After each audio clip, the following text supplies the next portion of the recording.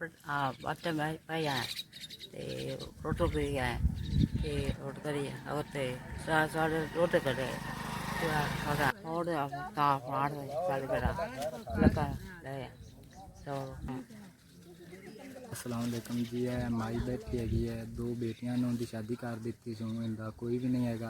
सामने मकान इनका डुब गया है तो इतने बैठी है लावारस तो इनका कोई हाँ जी सलाह इनकी हरशें डुब गई हैगी है, इनके तो कोई चीज़ निकली नहीं हैगी तो कोई इनकी इमदाद नहीं कर रहा है।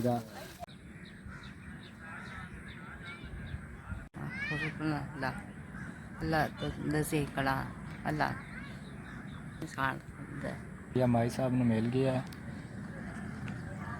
शुक्रिया मेहरबानी की। डुबी लुड़ी हैगी सी, चलो कोई आटा ले लै सी, कोई दवाई ले लै सी।